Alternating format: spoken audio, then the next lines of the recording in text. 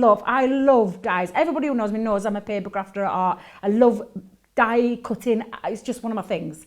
Now we've got a fabulous little deal on the Gemini Builder Scene. So this is coming from the Creator card range. So the Builder Scene literally means you're going to be able to build a scene with the dies that we are giving you. Now this is a beautiful set. I'm just going to bring this in close to show you, because I've got mine already waiting. Now can you see this? This is classic Christmas. Now you're going to be able to make, I'm going to show you some fabulous samples in a minute that we've got from the design team, because these are really gorgeous. So on here we have got everything needed, all these die elements. And I don't know if you can see this. Let me just turn this over just for a second. So this here is a beautiful scene with a horse and one of those, I want to say old-fashioned carriages, but it's how I used to dream of what if I lived in this time, that's what I'd be sat in. But you can see this beautiful die is on almost on like a lip of a die there. It means that you're able to cut this out. All of that cut out. And again, you've got a lovely scene. You've got the two sides of the house. You've got a beautiful, I would say, church for this one. Even the pillar box, a ribbon, and these here are all the snow that go on the top. So you can use those or not use them if you want. But then you've got this fabulous scene here that cuts into cardstock, because there's no outside cutting edge on this one, which means you can create some scenes. Now, the best way to describe it is probably to show you some of the samples on how you can make using these. So if I come in, I don't know if my lovely Matt's going to film this so you can see this. So you can see it really, really close up. I just want to be able to show you the beautiful, look at that. Look at that. That's just with a bit of white cardstock and some sparkle. But this creates almost like a concertina. I want to say concertina. Oh, hang on a minute. There's one of my hairs there. I don't know. There's a line there. But can you see you're getting all these layers here, all in between each one. It's building a scene up. So layer by layer by layer. These lovely features here are enable you to be able to do this, okay? So that's one of them. Let me just show you in a different effect. Now, again, using some of our white cardstock, but this time with some gilding wax alone. Look at that. That is really beautiful and such a stunning little card. I said little card, I'm always, me and me little today. This beautiful card, really simple but stunning. It just looks fabulous. But then, if you want to add a pop of colour, this is what else you can do. So taking or choosing different colours, different inks, anything you want to apply onto here, like these have been using our inks. We've still got a bit of gilding wax, got a bit of colour though in the background. Look at the difference you can do and what you can make. You can make a pop of difference, but again, your same scene. Now, you could carry on that theme where you take it into different things and a different scene again, another different card. You could use this, make it bigger, and that is exactly what I'm going to do with this demonstration, but this is making it different. Can you tell each one is different? It's got a different look about it. Now then, going even bigger, look at this. So there we go, we're talking extra big, we're going bigger, but then we're also going bigger because we're adding it to a front of a card. But look at that, just look how fabulous that is. So there's lots of things that you can do with them. I love these. I think they're really fabulous, but I want to explain how to use them. On the back here, it gives you how to make a card. So if I just, should I turn that, let me just turn that there. Let me turn that there for you. So on here, it gives you clear instructions. So it'll tell you the largest die size and how you can create these beautiful, exquisite cuttings and the layers and that's and more. And don't forget, you can add embossing detail to this as well. But it does explain here to cut 4 pieces of card. And it gives you the sizes as well. Now, the sizes that it gives you is for one of these style cards, okay? Now you can, like I've said, because I'm making it bigger, I'm just extending my sizes slightly, but it's the same concept. So it's going to tell you exactly how you create this beautiful side concertina part. And I will just explain how I've done that in a moment. But each stage gives you a little tip. So a good scoreboard to have, either our Ultimate Pro with the extra scoreboard in there, or your Big Score or your Score Master will work perfectly because it gives you the sizes on there and the increments that you need to be able to use this. Okay, so that's that bit explained. But the best way to show you is to actually demonstrate it. So I've got all my layers. Now what I've done is I've taken different sizes of card, but I've kept them all at the same width because I want to create a 6, and let me just make sure I've got the right size because I don't want to be telling you wrong sizes, but I've made this really big, so it's an 8.5 in length by 6, okay? So all I've made sure that I've done is that I've cut 2 pieces of cardstock to 8.5 in length, but these 2 small panels, and it does explain it onto the side for you, when you take them, when you're cutting them, you're going to cut them to 8.5 by 2. Okay, can you see there? You take 2 pieces of those, and then you're going to score them, and I've scored them at half an inch, quarter of an inch. And on your scoreboard, that's exactly where you can do it. Now you can make these bigger. They don't have to be this size. You can make them deeper. This all depends on what you want to do. So you can make them half an inch if you want and have a really thick size one. And by that, if I just bring this in, what I mean by that is that you can have a deeper concertina. Can you see there? And that's just by taking it into and using your scoreboard in a different way, so that you're going to do, instead of mine, which are a quarter of an inch, you can extend them. Okay, so you're just going to do that, and you're going to score all the way through across the 2. So all the way along you score, and you got 2 panels, and you can see I've already put some red liner tape onto there, just ready to fasten them together, because you've taken the 2 at 8.5 by 2. You've had 2 pieces of those, and you also need, let me make sure I've got my background one and my forefront one. So on here I've taken 2 pieces of cardstock, and again 8.5 in depth, whichever word that is, and then this time at the bottom I've gone to 5 3/4 going along, and that's because I just want to have a panel. But again, as long as you take 2 pieces of cardstock and cut them to the same size, you can create what you want on this. Like I've said, on the back of the instructions there is different sizes to create this style card, so you could follow the instructions when you get used to it. Use those if you wish to do so, but I'm just showing it on a bigger scale today. Okay, so I've taken those. I've already pre-inked one because that's going to be my background, and this one is going to be my foreground. Okay, now I'm just going to show you first of all the best way to do this is to fasten this card. Before we start die cutting, I'm going to fasten this together. So if I grab my pokey tool, where are you, pokey tool? Here we are.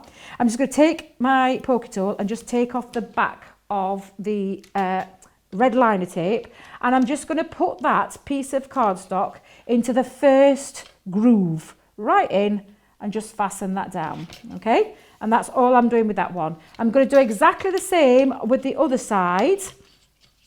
Let's just take off our red liner tape. Come on, Debbie, come on. I was telling Katie earlier, I said I've used red liner tape. It can either be a friend or foe. I love red liner tape. It's super, super strong, but trying to get it off when you're demonstrating can be another matter. Now, if I do exactly the same, if I just reverse this round so you can see, I'm doing exactly the same. That bottom lip, I'm taking the cardstock and I am placing it straight in. Now, you could use your wet glues or your tacky glue to give yourself a bit of time to get into place. But now you see that I've got the back attached to the side panels, both at the same size. So I'm just going to place that to one side for the time being. And now what you do, this is all down to you. As long as you remember that whatever size you start with in cardstock is the same as your back panel and your front panel, the same width, it means that it will fit inside those recesses, those concertina parts, it will fit inside. So you're just going to pop that on, and then this is down to you how you build this up. So for this particular one, I'm going to have the background just there. I'm going to have that church just at the top. I'm going to die cut that. Let me just grab my plates, pop that on there. Let's place that eye up there. I'm going to have that, yeah, just about there. Let me make sure I've got that straight because I know what I'm like. Take my tape and just take that through. And then literally pop your normal combination that you would do for a thin metal die. Now you can emboss these, so although we know the Gemini is a powerful machine and it tends to emboss at the same time as die cut, you can give that extra embossing detail by running it through with your embossing mat. Because we are limited on time, I'm not going to bother with the embossing today, but you at home would take the time to give that more embossed detail. So if I just take that off again, and then this time I'm just going to show you when I take that out, give that a little flick. So can you see you've got that lovely cut out elements, right? But how do we separate? Because there isn't a cut line. So what you're going to do is you're going to take your big scissors or your craft knife, these are our scissors, and you're just going to take that to the first cut line. Let's see if I can get a steady hand. There we go. And this is just to release there. So again, I've just taken, and now you can see that we've actually released there. Fabulous. Now look at that. You've got all that gorgeous detail. I mean, look, you can even actually see all that beautiful emboss. But to give it extra emboss, run your embossing mat over there. But look how fabulous that is. So that's one scene. That's one scene built up. I'm just going to put that to one side. Move that out of the way. And then again, this is how you're going to do it. You're going to just build up your scenes. Now, I did have, let me just see if I can show you another one. Let's get this one. So again, I'm just placing the two dies there, just on the top. Can you see? And I'm going to do exactly the same. Now, when you've done exactly the same, I'm just going to fast forward quickly so that I can show you. When you've die cut that and done exactly the same way, you release those parts. So you're just going to release at the top. Can you see that I've inked that up? I've just used our Harmony inks for this. Please excuse me little faux pas here. Don't know if you can see there, but I was in a bit of a rush earlier. So let me just show that's exactly that side. So we've got our background one already. I've already pre-done, so you saw me do this one, but I've already pre-coloured it. So I've got that one. I've already put my red liner tape on ready. So we've got that element done. And then I've done my two houses. Can you see? This is where we've gone here. So you snip at the top and you snip just underneath again. So I've built another layer up. So I'm just going to put that to one side. You do exactly the same. Let me just move that to one side for a second.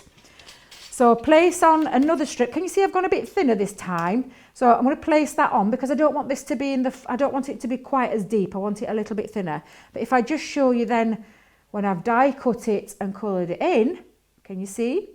That's the image that I've got, okay? So that's all you do. You keep building these layers up, and each one I've just put a little bit of red liner tape down either side, because what we want to do, and the element that we're going for, is we're building that scene up. Now that very first piece, do you remember when I said we started off at the beginning with the two same size, and I used one for the background, which was that very back that I put with these two side tabs. This is the front part, and again that beautiful die, if I just show you, I pop that down on there. I'm going to place my die over, and depending on where you want this, you could have it lower, higher up, in the middle. It's entirely up to you, but exactly the same will cut out, and when you've inked it all up and done all your colour elements, that is what you're going to get. So you're going to go from that to that, okay? So exactly the same. Let me move that to one side. I've put my red liner tape. Now the fun part starts. When you've got all your elements cut, coloured, don't forget I've used sparkle pens. I love sparkle pens. Anybody who knows me knows I love my sparkle pens. And I did a sparkly one. I absolutely love it. But you can use whatever you want. You could colour it in. Classics that are coming up tomorrow with Alianne. You could use those if you wanted to.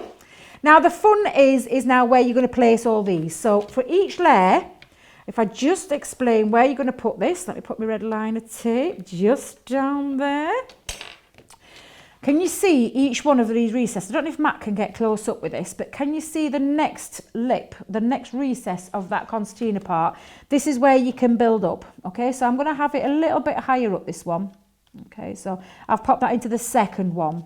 And then again, just on the same side, just bring that in and fit that on to the other one. And the easiest way to do it is just to hold that into place, and it holds it there. Now you can see I'm already building my scene up. Don't worry about this bit, it's going to get covered up. You're not going to see it. So again, I'm taking the next layer and I'm doing exactly the same, where I take off my red liner tape. I did say to Katie earlier, I shouldn't have put my red liner tape on, I should just use wet glue.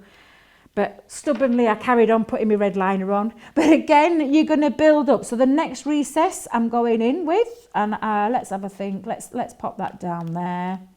Just pop that on the top. And again, just hold it into place. Use those. The next layer up, you want it to match.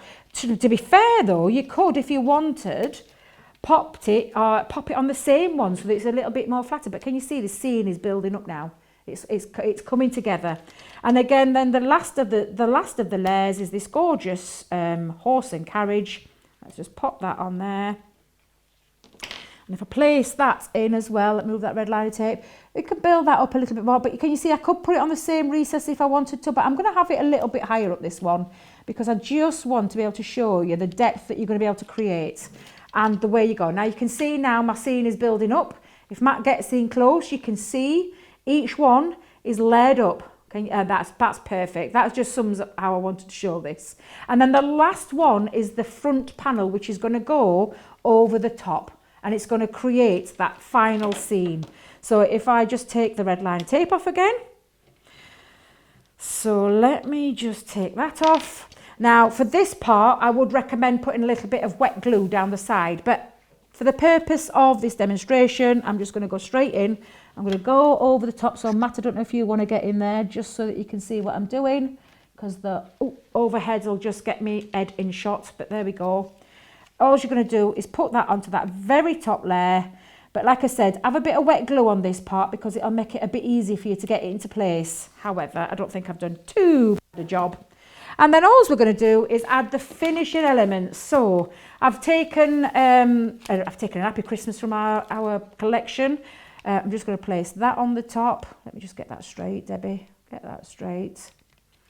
And then if I put this just there, the Christmas is going to go there as well. Oh, Debbie, get your things straight. Get your things straight, girl. So just pop that on there. We've got the lovely snow top scenes. So these can fit on top of the roof. And if I just pop that in, I should have done this before I put these on. However, you can get it into place.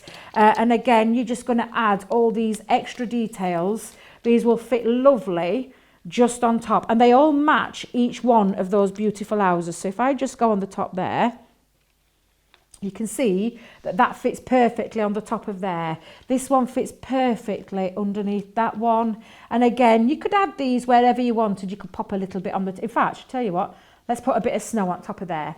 And then just the added little extra details, that gorgeous ribbon, I'm just going to place just over the top. And if I just show Matt, excuse me, dodgy Christmas there, I'll straighten that up in a minute, but this is what we're talking about. It's building a scene up. Take your inks, take your Spectrum Noir, tri-blends, or your sparkle pens, or your Harmony inks, anything you want to be able to create that beautiful scene. So really, it could not be any easier. You obviously have fast forward certain stages, but you're going to have so much fun with these because you're going to be able to do so much with them.